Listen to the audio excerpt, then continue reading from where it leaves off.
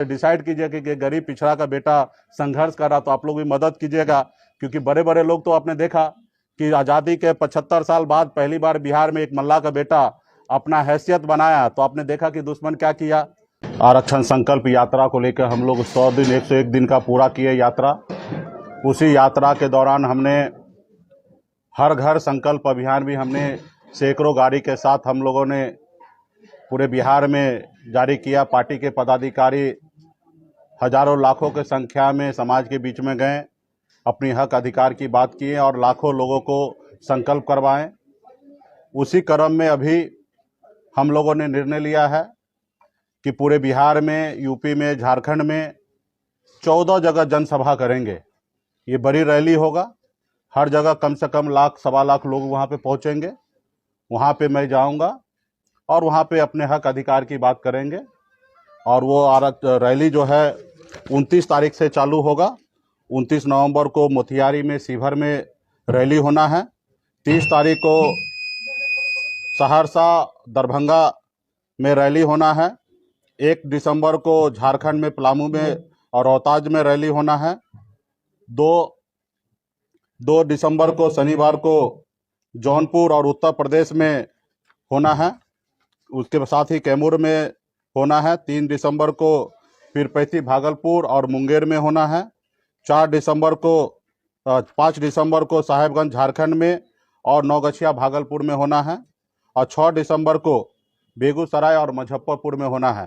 तो एक साथ में 14 रैली होना है। एक दिन में 2 रैली होना है और लगातार 1 हफ्ता तक रैली चलेगा, जहां पे लाखों निषाद वहां पे पहुंचेंगे और वही संकल्प दोहराया जाएगा कि अपने हक अधिकार के लिए लड़ाई लड़ना है, अपने पार्टी के साथ रहना है, अपने बच्चे के भविष्य के लिए लड़ाई लड़ना है। और मेरी लड़ाई वही है, आरक्षण नहीं तो गठबंधन नहीं, और गठबंधन नहीं तो वोट नहीं। और ये निश्चित तौर पे ये जो स्लोगन है ये भारत सरकार के लिए है, क्योंकि हमारी लड़ाई जो है भारत सरकार को ही आरक्षण पूरा करना है।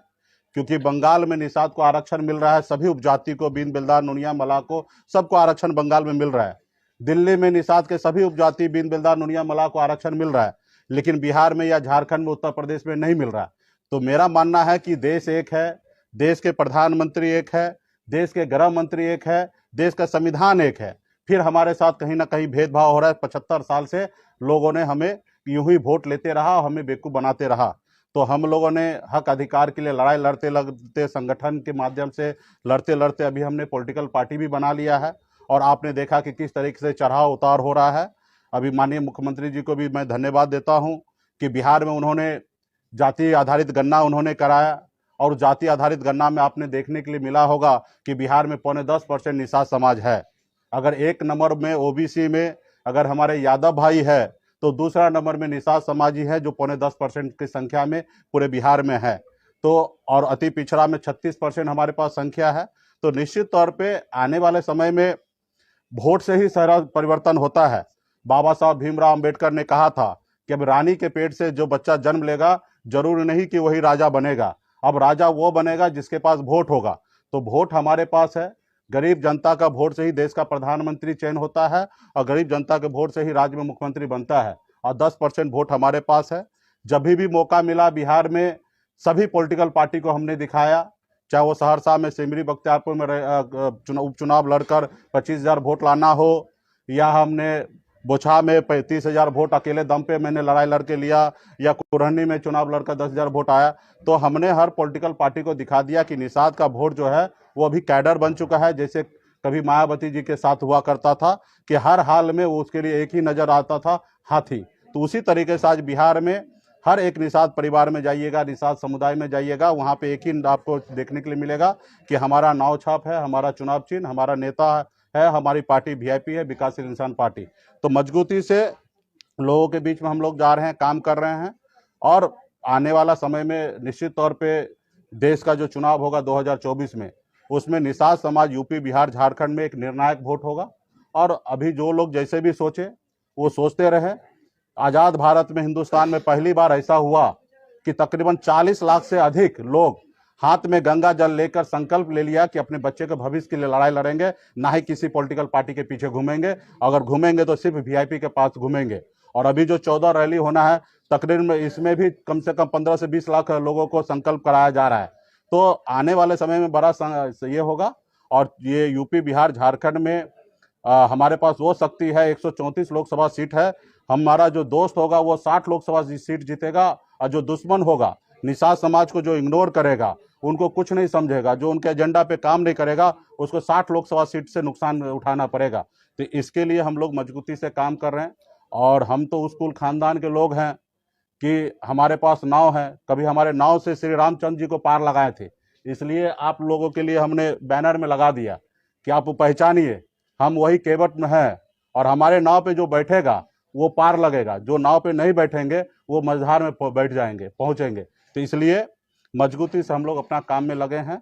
और आप देखते होंगे कि बिहार में किसी पॉलिटिकल पार्टी को एक बड़ा नेता आता होगा तो एक रैली करने के लिए राज्य के सभी नेता को उतार देते हैं, और उसके बाद वो एक रैली सफल होता है।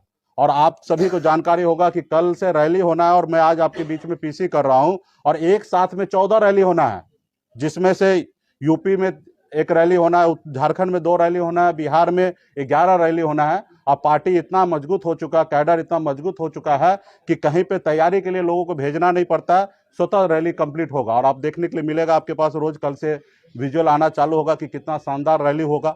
अभी हाल फिलहाल में आपने देखा बापू सभागार में भी एक रैली हुआ, और रैली में आप देखें कि जितना नेता है उसके सामने में अगर देखिएगा तो 100 लोग भी नहीं पहुंचा। तो लोग अपने आप को भले कितना मजबूत बोले, जनता को आप ला के संबोधन कर रहे वो मायने रखता है। तो कुछ पॉलिटिकल पार्टी जो है नेताहीन है, उनके कहने से कोई आने वाला नहीं है, और वो पार्टी बिहार में अपने आप को मानता है कि हम शेर हैं, बब्बर शेर हैं, जबकि सच्चाई ये नहीं है। अब अगर उसके पास शेर और बब्बर शेर होता तो बापू सभागार में 5,000 भीड़ लाना था। अब 5,000 में मतलब 100 लोग आना, ये कितना दर्शाता है। तो इसलिए आने वाला समय में बिहार में एक उभरता हुआ पार्टी वीआईपी पार्टी है, हर पॉलिटिकल पार्टी को अपना क्षमता दिखा चुका है, और आने वाला समय 2024 में बहुत मजबूती से हम लोग काम करेंगे। अभी तो 14 रैली है। आप सबसे आग्रह है कि देश में गरीब पिछड़ा का आप लोग हक अधिकार के लिए आवाज हमेशा बुलंद करते हैं। अभी जो 14 को रैली होगा उसको ईमानदारी से जनता के बीच में भेजिएगा, क्योंकि आप भी एक अपने आप को जज हैं, और आप जज जब हैं अंदर आत्मा से तो उससे डिसाइड कीजिए कि गरीब पिछड़ा का बेटा संघर्ष कर रहा, तो आप लोग भी मदद कीजिएगा। क्योंकि बड़े बड़े लोग तो आपने देखा कि आज़ादी के 75 साल बाद पहली बार बिहार में एक मल्ला का बेटा अपना हैसियत बनाया, तो आपने देखा कि दुश्मन क्या किया, हमारे विधायक को खरीद लिया, हमको सरकार से बाहर कर दिया, जो सरकार हमने बनाया था। तो दुश्मन भी बहुत है। खैर वो अपना काम करे, हम अपना काम करेंगे। रैली के बाद महारैली भी होगी क्या वीआईपी की? नहीं, इसकी आवश्यकता नहीं। गांव-गांव में एक निषाद का बेटा जागरूक हो चुका है, हाथ में गंगा जल लेके अपने बच्चे के भविष्य के लिए संकल्प ले रहा है कि जो हमारा दोस्त होगा उन्हीं के साथ जाएंगे, जो दुश्मन होगा उसको हराने का काम करेंगे। मुकेश सहनी जी, नीतीश कैबिनेट में ऑफर है आपका, आप हिस्सा हो सकते हैं? देखिए, अभी हमारी पॉलिटिकल पार्टी है, 2024 में निर्णय हम बहुत जल्द ही लेने वाले हैं रैली के बाद। अभी कुछ भी बोलना सही नहीं होगा, अभी हम अपने रैली में लगे हुए हैं। देश की जनता जानना चाह रही है कि मुकेश सहनी जो है वो भारत में रहेंगे कि इंडिया में रहेंगे, पसंद क्या है, ये लोग जानना चाहते हैं। देखिए, अभी हम अपने काम में लगे हैं, इसका भी जवाब बहुत जल्दी हम आप लोगों को रैली समाप्त होने के बाद हम आप लोगों को दे देंगे। अभी रैली में हम लोग बिजी हैं, हम अपने पार्टी के सभी लोगों से मिलेंगे, देश का सिचुएशन समझेंगे, देश में गरीब युवा सबके बारे में सोचकर निर्णय लेंगे। जो भी निर्णय लेंगे उसमें बिहार का भी हित होगा, हमारा देश का हित होगा, निषाद समाज का हित होगा, ये सब सोच समझ के लेंगे। अभी तो हम दूसरे काम में लगे हैं, और वो काम पूरा हो जाएगा तो निश्चित तौर पे। आपने राम का यहाँ पे राम की तस्वीर लगी हुई है, लेकिन जो बिहार सरकार है वो छुट्टियों में कटौती कर दी है, हिंदुओं की छुट्टी में, लेकिन जो अदर संप्रदाय के पर्व है उनमें बढ़ोतरी की गई है। खास करके रामनवमी का भी छुट्टी कैंसिल। देखिए, सरकार, मौका मिला माननीय मुख्यमंत्री नीतीश जी को, सरकार चला रहे हैं, और बिहार के बेहतर के लिए उनको जो उचित लग रहा है वो कर रहे हैं। और रहा कि अगर वो गलत करेंगे तो जनता आने वाले समय में परिणाम देंगे। और लगता है कि हमें लगता है कि कुछ छुट्टी को एडजस्ट करके अपने अगर हमारे बच्चे स्कूल अगर पढ़ने के लिए जाएं तो मेरे लिए ज़्यादा अच्छा होगा। लेकिन हाँ, किसी के भावना के साथ हमें नहीं खेलना है। अगर कुछ छुट्टी अगर एडजस्ट होकर अगर हमारे बच्चे स्कूल जाएं तो मेरे लिए ज़्यादा अच्छा है। इसकी जानकारी मुझे नहीं है, और आपने कहा मुझे बताइए कौन सा इस्लामिक धार्मिक में छुट्टी बढ़ाया जा रहा है, तो फिर मैं उसका जवाब दूंगा। लगातार विषय चल रही है, विषय पर हम लोग रहे हैं। हाँ हाँ, कब से कब तक ये 14 रैली हो जाएगी? ये अभी कल 29 तारीख से नवंबर से चालू होगा, और 6 दिसंबर के बीच में 14 रैली हो जाएगा। एक दिन में 2 रैली होना है, तो 7 दिन में लगातार 7 दिन रैली होगा। हर रोज एक रैली, 2 रैली होगा, और 7 दिन में 14 को रैली होगा। केवल बिहार में ही होगा कि उत्तर प्रदेश? बिहार में 11 रैली है, उत्तर प्रदेश में 1 रैली है जौनपुर में, और झारखंड में 2 रैली है। टोटल 14 रैली है। अंतिम दिन रखा गया है मुजफ्फरपुर, क्या ये गले लगाई जाए कि मुकेश सहनी मुजफ्फरपुर से चुनाव लड़ेंगे?